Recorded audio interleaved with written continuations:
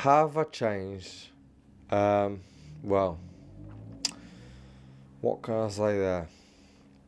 Um, I've gone from being a shy person at the back of the room to being this loud, extravagant, loves to be centre of attention. My greatest thing I've done now is, before my accident, if I'd have walked into a pub and there's karaoke on, I said, "Oh, I'm not stopping here if there's karaoke on. I don't do karaoke," and I would have walked out the pub and gone to another one. Whereas now I walk into a pub and there's karaoke on, and I go straight to my wallet and I put a list of 32 songs in my back pocket, and I'll say, "Here, mate, I'll sing any of those. Yeah, put me in for as many as you like." And I absolutely love it. Now, I don't just sing, I dance as well while I'm singing. My singing isn't that good. It's okay. It's not bad. People don't look and think, "Oh my God, when's he going to finish?" It's okay, but I'm very much an entertainer, and I like to be centre of stage. A friend of mine runs a karaoke system, and he comes to my house and picks me up, and he phoned me up before Christmas time, and he says, going to got an offer to go up to Sainsbury's and do a Christmas party. Would you fancy coming? I says, "Yes, I'll come with you, no problems." So I went with him. We set all this kit up in Sainsbury's, and alright, the chap was over. He says, "Are you going to start a karaoke then?" Because and he got like so long. So he says, "Yes, go." So my gaffer, he gets up and he sings this Bon Jovi number, and he's got the best voice ever. Yeah, and he starts singing this Bon Jovi number, and literally everybody's just like, "Wow, fantastic." But they've all eaten, so they'll look up occasionally, but it's just like, "Yeah, good, okay." And then finishing it off, sort of clap and finish dinner. Yeah, says to me, he says, "Right, pass you over to Steve now." So I jumps up and says, "I'm the one that can't sing so good." And I start singing, and I start dancing as well. Now, my favourite dance is that I always do a little bit of this. And this woman looks up, she sees me, and she nudges her friend, who looks up. She sees me and nudges her friend. So I leave the screen where all the words are. I knew the words anyway, and I goes over to the table, and I'm dancing in front of the table. And this woman and 20 of her friends are all dancing like this round the table. Yeah, and they're all absolutely loving it. And I finished the song, big round of applause. And they all leave, and another lot came in for dinner, same as before.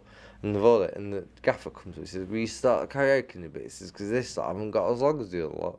He says, "Yes, no problems." He says, "But when you start," he says, "rather than you starting," pointing to my gaffer, he says, "can he start? Because he really gets the crowd going." And my gaffer says, "Yes, fine, no problems." And so that's that's me. I like to be centre of attention now. To sit there and have a sing and a dance. That's me all over. And if I walk into a pub now, I will see some women sitting down. I'll go up and give all the women a kiss on the cheek. Because that's me. I like to do that. And makes them feel warm and makes me feel wanted. And we'll sit there and I'll talk to them for half an hour. And I've not even got myself a drink. I'm sitting talking to these women all the time. And people say to me, "How can you do that? How can you just walk in and talk to women like you've known them all your life?" But it's just something I like to do now. It makes me feel better talking to strangers, women, blokes, whatever. I don't mind. I will talk to anybody and everybody. And I talk to people all the time. I walk down the street in my home village and I'm like, hi, morning, hi. And I probably speak to 20 people walking down to the co-op. And I'll walk around the supermarket and, hi, oh, you alright? Yes, thanks to you. And I'm talking to all the staff that are stacking shelves and behind the fish counter and meat counter. But that's just me. That's how I am now. And I get to check out and the lady said, oh, hi Steve, how are you? Oh, no, I'm good, thanks. How are you, my darling? You're looking wonderful. And I'll give her a bit of flattery. And I can't help myself. That's something I have to do. It makes me feel better. And yes, alright, I might never work again. I'm fully aware of that. With the short-term memory loss that I've got, the lack of physical strength, I can't walk that far. I probably walk for around about 20 minutes. I need to sit down and I get like cramps in my right foot and everything. But I don't know, it's just I enjoy what I do. I enjoy who I am. I feel I'm a better person now than I've ever been. And I believe anything you want, you can achieve. It takes small steps. Yeah, I've gone from not being able to walk, talk, everything, to all of a sudden now I can talk quite fluently. I can walk reasonably well. I can go out, I can enjoy myself, I can sing some karaoke, but it took small steps, little bit after little bit. It's been 3 years since my accident, but in them 3 years, every day I've fought that little bit more. I've pushed myself that little bit harder.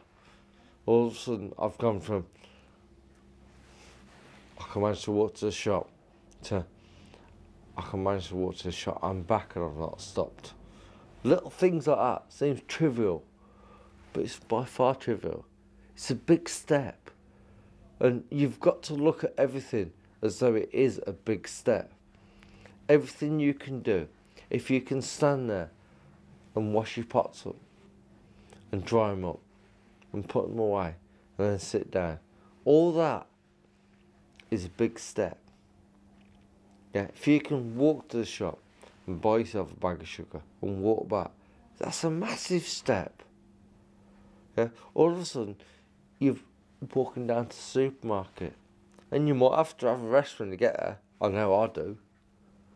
Yeah, and you have a rest when you get there, then you walk around the supermarket, you come back out, you have another rest, and you get set for the walk home.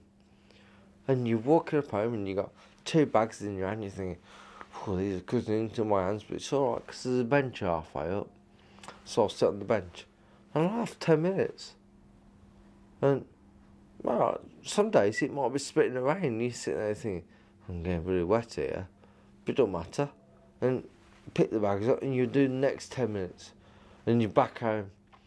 And you've done a 40-minute journey then. And yes, you might have stopped 3 times. But it doesn't matter that you stopped 3 times. You've done the 40-minute journey. Them little steps going over and over and over. And you keep pushing yourself. And that's what it's all about. And that's, you can achieve anything you want to achieve. But you take small steps and away you go.